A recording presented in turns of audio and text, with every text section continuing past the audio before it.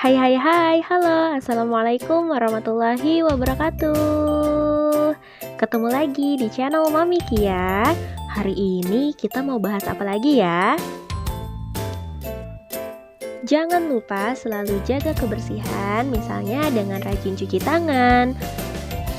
Jangan lupa juga untuk rajin berolahraga dan juga makan makanan bergizi seimbang. Semoga kita semua dalam keadaan sehat walafiat. Wah, ternyata hari ini kita mau bahas mengenai termokimia. Sebelum kita belajar bersama-sama, yuk kita baca doa dulu. Bismillahirrahmanirrahim. Semoga pelajaran kita hari ini dirahmati Allah dan mendapat berkah dari Allah Subhanahu wa taala. Wah, apa ya termokimia? Sebelumnya kalian pernah nggak dengar tentang termokimia? Atau pernahkah kalian melihat atau memakai plester penurun panas? Ada hubungannya loh sama termokimia. Apa aja yang akan kita bahas? Yuk belajar sama-sama, semangat! Nah, insya Allah dalam termokimia ini kita akan sama-sama mempelajari tentang sistem dan lingkungan, reaksi eksoterm dan endoterm. Ada juga jenis-jenis perubahan entalpi. Di video selanjutnya, kita juga akan membahas kalorimeter dan hukum Hess. Jadi penasaran sama termokimia? Termokimia sendiri adalah ilmu kimia yang mempelajari panas yang menyertai suatu reaksi kimia. Tentunya di sini seperti namanya, termo yang artinya panas dan kimia yaitu reaksi kimia. Nah, termokimia ini merupakan penerapan hukum pertama termodinamika terhadap peristiwa kimia yang membahas tentang kalor yang juga menyertai reaksi kimia. Nah, dalam termokimia sendiri ada beberapa istilah. Yang pertama, kita kenalan dulu sama yang namanya sistem. Apa itu sistem? Sistem merupakan segala sesuatu yang menjadi pusat perhatian kita. Sedangkan lingkungan, segala sesuatu yang membatasi sistem atau segala sesuatu yang di luar sistem. Nah, misalkan saja ada air panas di dalam botol, yang mana air panas tersebut merupakan sistem yang kita amati. Sedangkan botolnya merupakan batas antara sistem dan lingkungan. Lalu, apa itu lingkungan? Nah, segala sesuatu di luar sistem adalah lingkungan. Misalkan saja seperti tangan kita sendiri, ataupun udara. Nah, saat tutup botolnya kita buka, yang bisa keluar bukan hanya panasnya saja, tapi juga uap airnya. Secara umum ada 3 jenis sistem. Sistem terbuka, sistem tertutup, dan juga sistem terisolasi. Pada sistem terbuka, terjadi pertukaran panas dan energi. Sedangkan pada sistem tertutup, terjadi transfer energi atau panas ke lingkungan, tetapi tidak dapat mentransfer massa. Sedangkan untuk sistem terisolasi, baik massa maupun energi panas tidak dapat dipertukarkan ke lingkungannya. Nah, seperti apa ya hubungan sistem dan lingkungan sendiri? Nah, sistem dapat mengalami kerja ataupun mendapatkan kerja dari lingkungan. Nah, selain itu, sistem juga dapat melepaskan kalor ke lingkungan, namun juga lingkungan dapat juga memberikan kalor ke sistem. Sedangkan kalor yang dilepas dan dibutuhkan dalam suatu reaksi kimia dalam keadaan tekanan tetap disebut dengan entalpi. Sedangkan kalor reaksi sendiri adalah kalor yang menyertai suatu reaksi kimia. Selanjutnya, bagaimana kita membedakan antara reaksi eksoterm dan reaksi endoterm? Yang pertama, reaksi eksoterm. Eksoterm, exit, yaitu keluar. Artinya di sini adalah pelepasan kalor dari sistem ke lingkungan atau sistem melepaskan kalor ke lingkungan. Ingat ya, untuk exotherm berarti perpindahan kalor dari sistem ke lingkungan. Sedangkan untuk reaksi endotherm sendiri artinya kebalikannya dari reaksi exotherm.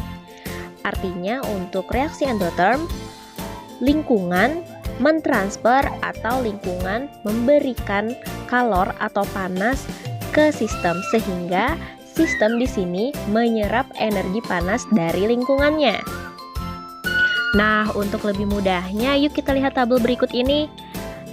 Untuk perbedaan reaksi exotherm dan reaksi endotherm, sudah jelas untuk reaksi exotherm, sistem yang melepas kalor ke lingkungan. Sedangkan untuk reaksi endotherm, sistem menyerap kalor dari lingkungan. Nah, untuk reaksi exotherm sendiri, lingkungan menjadi panas. Sedangkan untuk reaksi endotherm sendiri, suhu lingkungannya menjadi dingin. Sedangkan untuk perubahan entalpinya sendiri, untuk reaksi exotherm, entalpi hasil reaksi menjadi berkurang atau menjadi lebih kecil dari entalpi awalnya. Dengan demikian, perubahan entalpi sistem bernilai negatif. Nah, sebaliknya ya untuk reaksi endotherm. Nah, contoh lain dari reaksi exotherm sendiri dalam kehidupan sehari-hari sebenarnya ada banyak ya. Salah satunya adalah ketika kita memegang tempe. Tangan kita akan terasa hangat.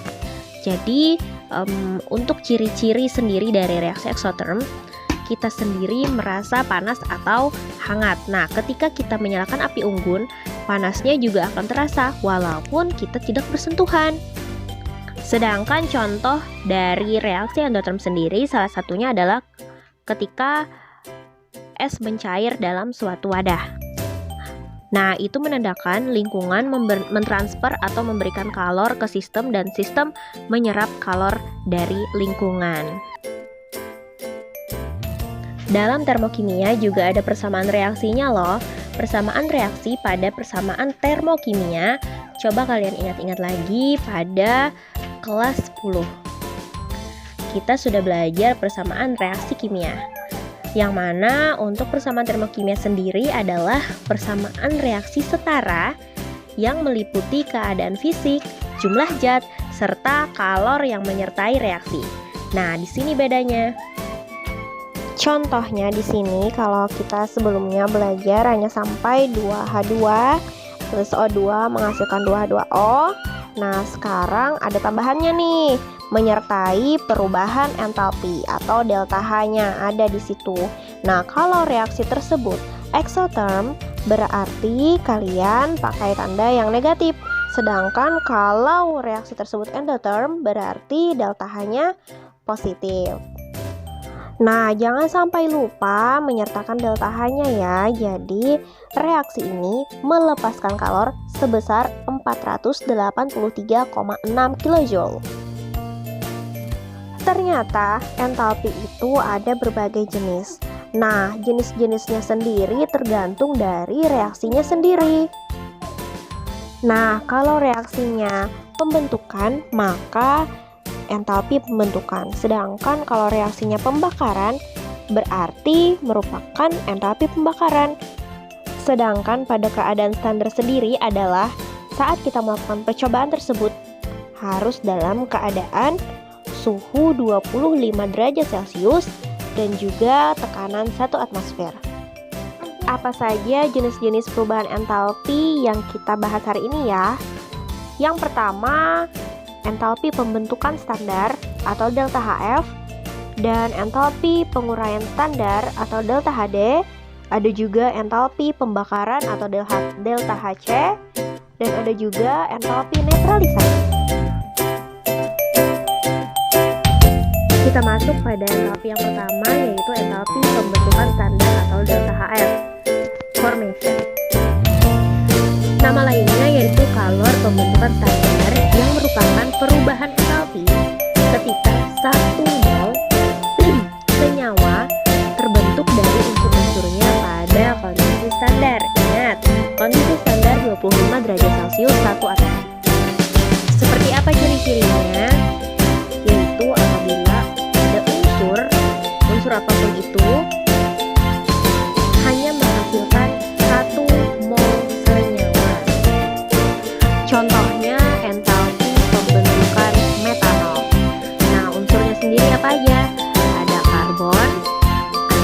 hidrogen. Ada juga oksigen. Nah, reaksinya seperti apa ya? Sesuai dengan ciri-cirinya, reaksi tersebut unsur-unsur menghasilkan suatu 1 mol senyawa dengan delta H-nya. Berapa delta H-nya? Jadi untuk delta HF atau delta H pembentukan standar untuk metanol tadi adalah sekitar negatif 239 kJ per mol. Entalpi yang kita kenal kedua yaitu entalpi penguraian standar atau delta HD atau dari kata decomposition. Nah, perubahan entalpi ini merupakan kebalikannya dari entalpi pembentukan. Nah, mudah kan diingat kalau ciri-ciri entalpi pembentukan standar tadi, unsur-unsur menjadi senyawa, sedangkan untuk entalpi penguraian ini senyawanya kembali lagi terurai menjadi unsur-unsurnya. Atau perubahan entalpi yang diserap maupun dibebaskan untuk penguraian 1 mol senyawa dari unsur-unsurnya pada keadaan standar. Kalau pada entalpi pembentukan tadi, contohnya pembentukan metanol, tinggal dibalik aja tuh reaksinya untuk entalpi penguraian standar. Jadi untuk delta HD-nya sendiri itu akan bernilai positif. Sedangkan untuk reaksi pembentukan delta HF-nya bernilai negatif. Contohnya saja di sini ada penguraian dari karbon dioksida yaitu ada karbon dan oksigen. Nah, ciri-cirinya jelas ya. Senyawa menjadi unsur-unsur.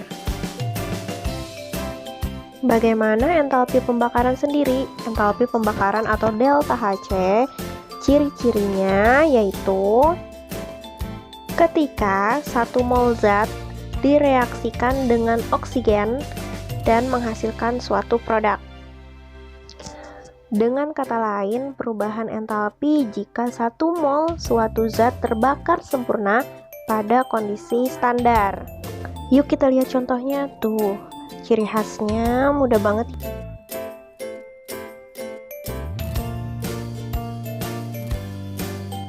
Nah, jenis entalpi terakhir yang kita bahas hari ini adalah entalpi netralisasi. Ketika kalor yang dilepaskan pada pembentukan 1 mol air, ingat ya, 1 mol air dalam reaksi asam dan basa dan keadaannya standar, selalu standar pada 25 derajat Celcius dan 1 atmosfer.